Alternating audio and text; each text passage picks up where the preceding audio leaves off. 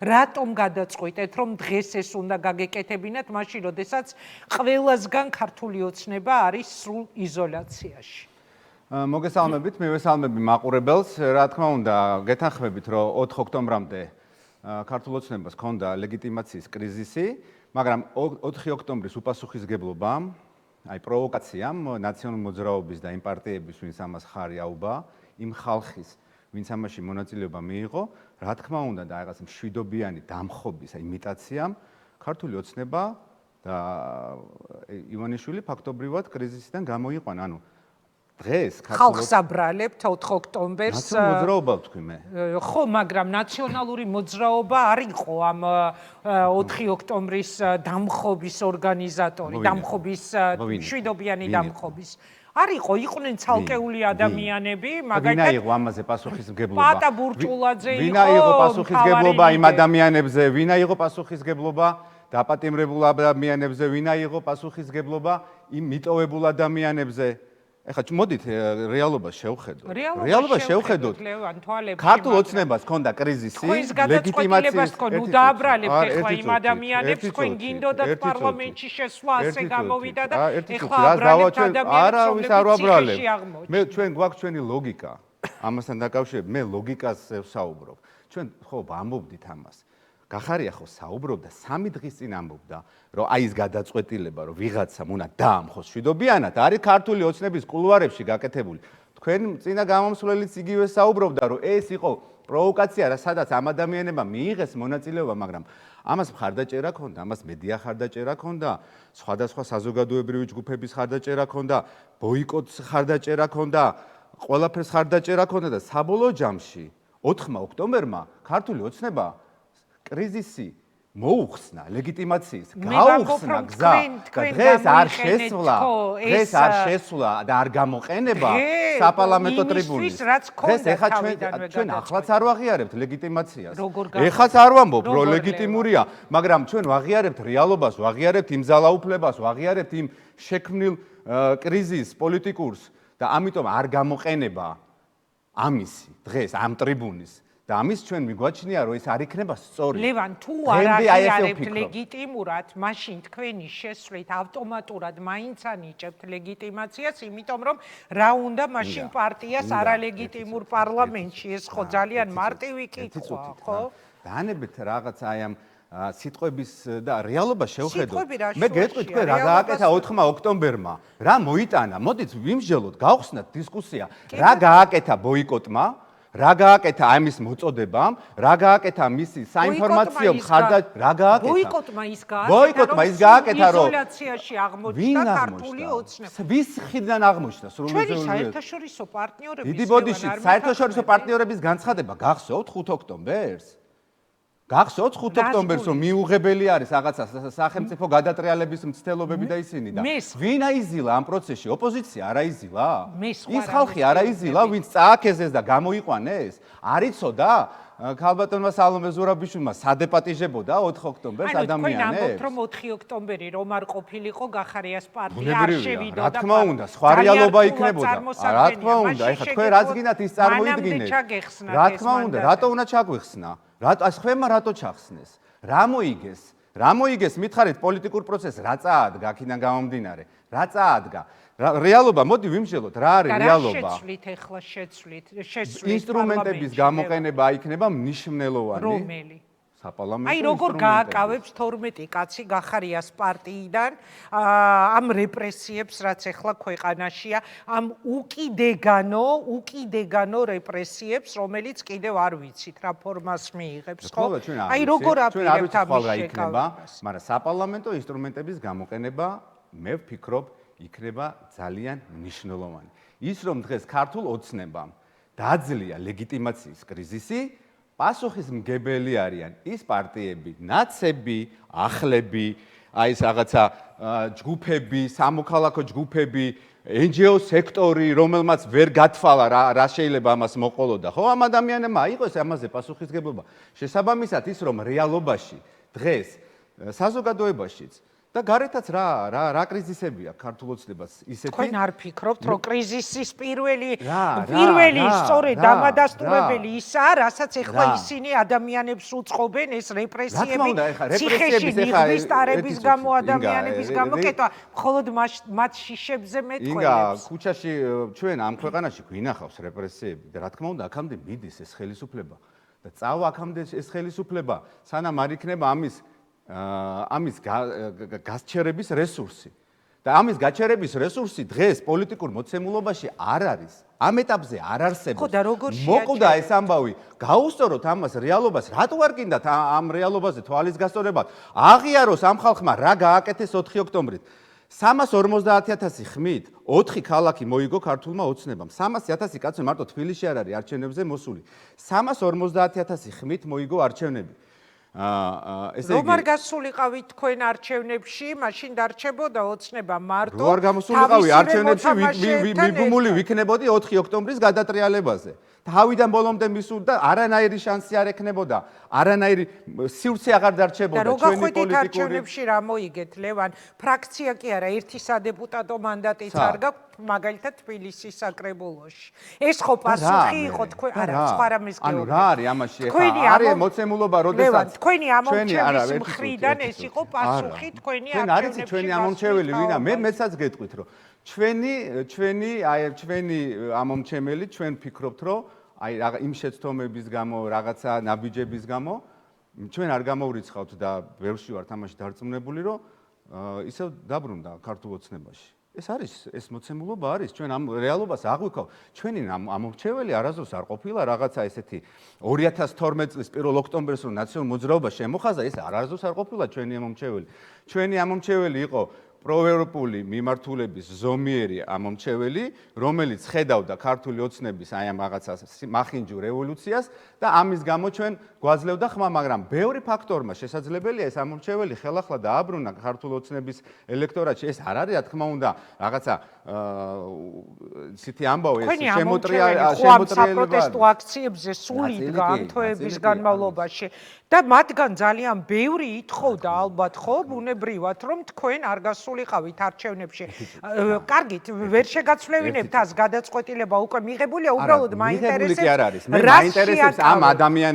მაინტერესებს ამ ადამიანების ლოგიკა, ანუ ადამიანებმა რომლებმაც ბიძინა ივანიშვილის ხელით ჯერ დაიწყეს თებერვლიდან აი ამ პარტია ახალმა დაიწყო ამის რაღაცა ზონდირება, რომ აი თითქოს არჩევნებში არ უნდა მიიღონ მონაწილეობა, არ უნდა მიიღონ და ამას ასხავდა რესურს ხელისუფლების პროპაგანდა აქეთა მხრიდან, იქეთა მხრიდან მიდიოდა ამის ზონდირება. მე სადღაც ივნისის თვეში თავზე დაასვეს 4 ოქტომბერი, თუ ივლისის თვე იყო დაახლოებით, გადატრიალების თელობა და აი ამ 3 თვის განმავლობაში მთელი პროპაგანდისტული არხები აქედან არ ხსნიდა რუსთავი 2 და იმედი ნაციონალურ მოძრაობის წარმომადგენელს. არ ხსნიდა და თქვენ ნუ გაგიკვირდებათ, რომ ვიღაცა ადამიანებმა დაინახეს ზუსტად იგივე საფრთხე, რაც იყო 21 წელს სააკაშვილის ჩამოსვლით და ამიტომ წავიდნენ და ისევ ქართული ოცნება შემოხაზეს, იმიტომ რომ აი ეს რაღაცა აფრიკა ამ ქვეყანაში რომ ხვალ და ყოველ რაღაცა ახალ პოლიტიკურ ციკლში ახალი რევოლუცია უნდა მოხდეს, არ დამთავრდა ამ ქვეყანაში და სანამ არჩევნებით გაუშვებთ ივანიშვილს. მე ვფიქრობ და დარწმუნებული ვარ რომ თბილისის არჩევნებს ჩვენ მოვიგებდით, რო არ ყოფილიყო ეს უპასუხისმგებლო. არა, ვერ მოვიგეთ და ვერც აიღეთ ვერც ერთი მანდატი, მერე გადაწყვიტეთ რომ შესულიყავით. ლევან, გადაწყვიტეთ მერე. ბოიკოტმა დიდ ქალაქებში იმუშავა, დაიმარჯვა ამ შემთხვევაში. ეხლა ფიქრობთ რომ არჩევნებით დაამარცხებთ, ისე გაძლიერდებით რომ არჩევნებით დაამარცხებთ ივანიშვილს, რომელსაც ჯიბეში უდევს ყველა ინსტიტუტი ამ ქვეყანაში თავის არჩევნებს. ამ არჩევნების მე არა, რას ლაპარაკობთ ეხლა? კითხვას გისურვებ. არა, რას ნიშნავს? კითხვას მისნომ. ტრენდი გახდა, რომ არჩევნებს აზრია, აბა რასა აქ აზრი? არა, ტრენდი რატომ გახდა? არა, რევოლუცია რატო არის ესეთი მიუღებელი? ჩემთვის? ხო, ანუ მაინტერესებს. მიუღებელია, ჩვენ ნახეთ რევოლუციის შედეგები ამ ქვეყანაში, ნახეთ რევოლუცია მოკლა სანდრო გირგულიანი, რევოლუციამ შექმნა ეს სისტემა, რომელიც დღემდე გრძელდება. აბა, ვინ გაუკეთა ამ კონსოლიდაციამ, ძალაუფლებას? რევოლუციამ ხალხი ხოცა ქუჩაში პატემრებით გააუსო, ციხეები, ანუ ეს გინდათ საქართველოს ახლიდან გავატაროთ? მაშინ, როდესაც შეიძლება მისულ არჩევნებზე და თბილისის მოგება, ბათუმის მოგება, არ არის ესე? ეჭვი გეპარება? არ ვიცი, მე ჯერ მოგებული არჩევნები არ მინახავს ქართული ოცნების პირობებში და ამიტომ ის მოწოდება რომ სახში დარჩი და არჩევნებში არ იყო მონაწილეობა, ეს თქვენ სწორად ეფუძნებოდა რას? ლევან, მათ დარჩენას რას ეფუძნებოდა ახლებმა ვერ და იცოდე რომ არ ეყოლებოდათ კანდიდატურა და აყევით ნაცების და იმების მოწოდებას. მე ამყევი? ვინც აყვა, ვინც მოუწოდებდა ამ უკაცრავად მე ზუსტად ვიცოდი, რატომ არ ვემხრობოდი არჩევნებზე გასვლას ამათვე რატო არ ემხრობოდი საერთო კანდიდატს და თბილისის მოგებას საერთო კანდიდატი რომ ყოფილიყო და ერთიანი კანდიდატი ჩეტება იგა ერთხელ მაინც ვინმე გაუშვით კითხვა რატო არ მიდიხართ სალაპარაკოთ რომ ერთიანი კანდიდატი იყოსო უკაცრავად კითხვებს მე ვსვამ მაგრამ ვისაც ეხლა ეგ კითხვები უნდა დაუსვა ყველა არის ციხეში აქედან გამომდინარე დიდი ბოდიში თებერვალში იყო ვინმე ციხეში ან აპრილში ან მაისში ერთი წუთი თუ შეიძლება მე განმარტავ რა იყო ჩემი პოზიცია არალეგიტიმური პარლამენტი სრულ იზოლაციაში აღმოჩენილი ქართული ოცნება რომელსაც შეეძინება ლეგიტიმაცია თქვენი შესვლით პარლამენტში ქართულ ოცნებასთან ლეგიტიმაცია შეძინა ჩვენი პოზიცია არის შემდეგი ქართულ ოცნებას რომელსაც ჰქონდა ლეგიტიმაციის კრიზისი ხალხის აღქმაში ლეგიტიმაცია შეძინა უპასუხისმგებლო პოლიტიკოსების მხრიდან დაანონსებულმა მშვიდობიანმა დამხობამ, რომელმაც გამოიწვია სრული ფრუსტრაცია, სრული პოლიტიკური პროცესის მოკლა და აი ეხა ხვალ და ზეგრა იქნება, ეს ჯერ არ ჩანს. ამიტომ ჩვენი გადაწყვეტილება, რომ გამოვიყენოთ ეს ინსტრუმენტები და ამის არ გაკეთება პირიქით იქნებოდა ამ შემთხვევაში აბსოლუტურად არადეკვატური და არელევანტური. ეს არის აქ. ჩვენ არ ვაღიარებთ. 2012 წლამდე ძალიან რადიკალური იყავით და იბრძოდით ყველანაირი ბრძოლა მახსოვს თქვენი ჩემს თვალწინ ხართ გაზრდილი. მაგრამ მაშინ გავიგებ ნაცებთან ერთად მე არ ვიბრძოლებ. და დღეს ვერ ხედავთ საფრთხეებს? საფრთხეებს ხედავ. ანუ მაშინ თუ მოსული იყო ბრძოლა ძალიან რადიკალური მეთოდებით მათ შორის და რევოლუცია. არა თქვენ ძალიან მწავედ უპირისპირდებოდით მათ შორის ქუჩიდან და ყოველთვის ქუჩიდან. მაგრამ ჩვენ ეხა ზონდერები როგორ ეხა რატო არის თქო მიუღებელი ქუჩიდან დაპირისპირება? ეხა ნუ ადარებთ ეხა იმ ბრძოლას და თქვენ არ ადარებთ ერთმანეთს. არა როგორ შეიძლება ეხა სამი კაცი რომ მოსულიყო 20 კაცთან პოლიციას ყვილს ჩვენ არასდროს არ დავიწყებდით. მოდი აქედან დავიწყოთ. სხვა მოცემულობა იყო, სხვა მოცემულობა იყო. ქოგეონები ჩვენ ნაცების წინააღმდეგ ვიბრძოდით და ნაცებთან ერთად კი არ ვიბრძვით. ნაცები და ქართული ოცნება ხო ხედავ რაც გააკეთეს 4 ოქტომბერი გააკეთეს ეს პროცესი შექმნეს ხო გეუბნებით ეს ბრძოლა ეხა რა პროცესიც არის ეს არის ჩიხშია შესული არა მე უბრალოდ შეგახსენეთ რომ მაშინ ძალიან ყველანაირი ფორმა იყო თქო თქვენთვის გამართლებული იმ ხელისუფლებასთან ბრძოლის და ეხლა რატო არის ქუჩა გამორიცხული და რატომ ფიქრობთ რომ მაგალითად არც რევოლუციით შეიძლება ხელისუფლების შეცვლა არც ძალიან დიდი პროტესტით აი ეს შეგახსენეთ უბრალოდ რა დავაპარალელეთ არასდროს ორი ხელისუფლების რეალობა არასდროს არ ქონია მცდელობა პარლამენტში შეჭრის აბა გამახსენე არასდროს ჩვენ არ ქონია რაღაცა იმების ბოლო წლები მე ვაშუქებ ყველა პროცესს მე-20 საუკუნიდან მოყოლებული და არასდროს ამ ქვეყანას ისეთი რეალობა არ ქონია როგორშიც ვარ დღეს სრულიად მოწყვეტილი ყოველგვარ პერსპექტივას სრულიად მოწყვეტილი დასავლურ ორბიტას სრულიად რუსული პოლიტიკა რომელსაც ვუყურებთ ყოველდღე რეპრესიებში დაჭერებში ადამიანების წამებაში დასისხლიანებაში ამდენი პოლიტიკური ტყვე ყავს და ქვეყნის საგარეო ვექტორის აი 100 გრადუსით შემოbrunება აი მითხარით და დაამთავრეთ და ბოიკოტით გინდათ ეს დაამთავროთ და დაამთავრეთ ბოიკოტით ეს ყველაფერი ამ ქვეყანაში. უსაგნოდ კამათობ რატო არის უსაგნოდ? ჩვენ ხო არსებობს რაღაცა ლოგიკა. 12 კაცი დაამთავრებთ. მე არ მithქვამს რომ 12 კაცი დავამთავრებთ. მაგრამ გამოვიყენებთ ამ მექანიზმებს. გამოვიყენებთ ამ მექანიზმებს და აი ეს რაღაცა კიდე რომ რაღაცა რევოლუციით უნდა დაამთავროთ, არჩევნებს აზრი არ აქვს, ხალხნო არჩევნებზე არ წახვიდეთ და აი ხა ვიღაცა დროშის ფრიალეთ იმას. ეს ბრძოლის ხერხებია, ჩვეულებრივი პოლიტიკური ბრძოლის ხერხები. რა მოიტანა 4 ოქტომბერმა შედეგობრივად შეგილია? 4 ოქტომბერზე რატომ მესაუბრებით? მე გესაუბრებით პროტესტზე ერთობლიობა. ყველაფერი გააკეთა. 4 ოქტომბრის ორგანიზატორებთან მე არც ერთი ინტერვიუ არ წამიყვანია ისე, რომ არ დამესვა კითხვები, როგორ ამთავრებთ და მე არასოდეს არ დამიჯერებია, რომ 4 ოქტომბერს შეიძლებოდა ხელისუფლება დაემთავრებინა ვინმეს. ამ სიგიჟეს თავიდან რა ახონა გაგეჩერებიათ ადამიანები რა შედობიანი დამხობა, როგორი დამხობა. ჩემი საქმე არის კითხვების დასმა და მე ვსვამდი ამ კითხვებს და პასუხებს ვერ ვისმენდი ჩემი რესპონდენტების. 4 ოქტომბერმა რა გააკეთა 4 ოქტომბერმა? ქართულ ოცნებას დააძლევინა ლეგიტიმაციის κρიზისი. ამ ქვეყანაში ფაქტობრივად ლეგიტიმაციის კრიზისი მე მგონი თქვენმა შესვლა უფრო 4 ოქტომბრის ხარდაჭერება 4 ოქტომბრის ხარდაჭერება გააკეთა ეს. ვადამდელი არჩევნები ფაქტობრივად გამორიცხული არის და თუ ვადამდელი არჩევნები ამ ქვეყანაში იქნება, ეს იქნება ქართული ოცნების დაკვეთით. ფაქტობრივად წარმოუდგენელი არის რაღაცა აი ამ რეპრესიებს რამე ბერკეტი არსებობდეს, რამენაირად ამ რეპრესიები დაძლიო. ფაქტობრივად ამ 4 ოქტომბერმა შეასუსტა ზუსტად ის თქვენ რასაც საუბრობთ.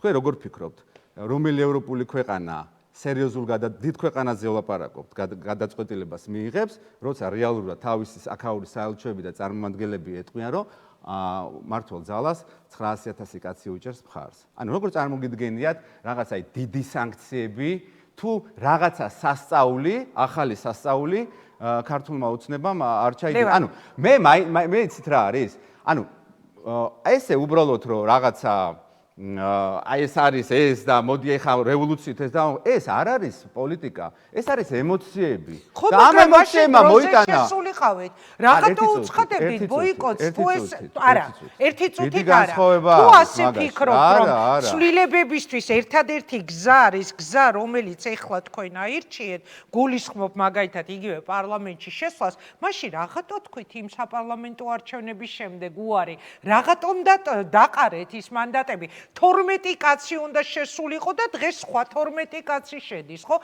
რატომ თქვით მაშინ უარი? არა, რა ზევანელი გადმოსახედიდან, რა თქმა უნდა. რატო შევერთით მაშინ სხვა ოპოზიციურ პარტიებს ამ გადაწყვეტილებაში? ჩვენ თქვით კიდევაც, რომ აქ ამ გადმოსახედიდან, რა თქმა უნდა, ეს იყო შეცდომა, ეხლაც ვთვლი, შეცდომა იყო სხვა პარტიების მხრიდან მანდატების ჩახსნა და შეცდომა იყო, რა თქმა უნდა, პოლიტიკური ტრიბუნის არ გამოყენება. მაგრამ ჩვენ ეს ნაბიჯი გადავდგით, მაგრამ მაშინ როდესაც ნაციონალურ მოძრაობამ, მათმა განაყოფებმა და სხვა აი გააზრებულად რო იცი რომ რა მოხდება და შეგნებულად აი ამ 4 ოქტომბერმა ქვეყანა მიიყვანა ამ კრიზისამდე. კარგი. ამ კრიზისამდე მიიყვანა ქართულ ოცნებას ლეგიტიმაციის კრიზისიდან გამოსვლის გზა დაანახა. აბსოლუტურად მოკლა ყველანაირი პროცესი, ჩვენ ასე ვუყურებთ, მე ასე ვუყურებ. თქვენ როგორ უყურებთ? უბრალოდ არ გინდათ ამ რეალობის აღიარება, სანამ ჩვენ ამ რეალობას არ ვაღიარებთ. ნიშნავს, რომ მე რატო შევალ პარლამენტში სიტყვაზე ვამბობ, თუ არ ვთვლი, რომ ის არის ლეგიტიმური, ხო? ეს კითხვა არის, ლევან. ეს არჩევნები ხო არ აღიარეს? ჩვენმა პარტნიორებმა აწუხებს ეგ მომენტი. კიდე ერთხელ ვამბობ, რომ ჩვენ არ ვცნობთ ლეგიტიმურად, მაგრამ ჩვენ ვაპირებთ, ჩვენ ვაანალიზებთ და ვაღიარებთ ამ რეალობას და ვაპირებთ ამ ინსტრუმენტების გამოყენებას. მადლობა. აი ეს არის ძალიან მარტივი. დიდი მადლობა. მადლობა ლევან და კომენტარი მინდა თქვენი ბოლო დღეების სკანდალებზე, ღარიბაშვილის, ლილუაშვილის, ფარცხალაძის თავს რაც დაატრიალეს და დღეს არ ვიცით საერთოდ გამოკითხული არის თუ არა რომელიმე მათგანი. რა არის ეს? რა კომენტარი რასთან დაკავშირებით? თუ არ გინდათ, ნუ გაკეთებთ კომენტარს. ყოფილი პრემიერ-მინისტრი კითხვა ვერ გაიგე? ვერ გავიგე, ბოდიში. კარგად ბრძანდება. რატო არა დამისი კითხვა რა პრობლემა არის? რატო ბრაზი? მე არ ბრაზ. არა, ვერ გავიგე. კითხეთ რა კომენტარს გააკეთებთ ბოლო დღეების სკანდალებზე. ყოფილი პრემიერ-მინისტრის სახლში შევარდნილ სპეცრაზმზე თუ საგამოძიებო სტრუქტურის თანამშრომლებზე, ჩხრეკაზე, ფულის ამოღებაზე, ლილუაშვილის სახლში, ფარცხალაძის სახლში, მათი ხალხის სახლში. ეხლა გაიგეთ კითხვა? კი, ეხლა გავიგე რა. მე პასუხი. კომენტარი რა არის ეხლა არ ვიცი, ჩემი გადმოსახედიდან ამ ადამიანებს თხოვენ ფულს. ჩემი გადმოსახედიდან ეს ადამიანები ფულს არ იხდიან. რა ფულს? რა ფულსაც თხოვს ბაჩიაშვილს, მაგალითად ბიძინა ივანიშვილი, რაღაცა ეკუთვნის და მომიტანე. არ ვიცი, რაღაცა მოიპარა შენ და ის მოპარულიდან მე მომიტანე ჩემი წილი. ამ ფულს თხოვს. ეს ხალხი როგორც ჩანს არ იხდის ამ ფულს. და ამიტომ არის ეს ამდენი გამიში გამატარე, თორე ხა კორუფციასთან ბრძოლა ეს არ არის. კორუფციასთან ბრძოლა რო ყოფილიყო რეალური мотивация ქართული ოცნების მაშინ ყველაზე კორუმპირებული ადამიანის სიმბოლო კახა კალაძე არ იქნებოდა მათი კანდიდატი. აქ არის უბრალოდ აი რაღაც 100 მილიონი გაქვს შენ წაღებული და ეს ფული რატო არ არის ჩემამდე მოსული. მე ვფიქრობ ეს მოცემულობა არის. თქვენ მე მითხარით რატომ გაბრაზდიო, მაგრამ მე მგონი თქვენ გაბრაზდით. მე არ გაუბრაზებულმა. კარგად,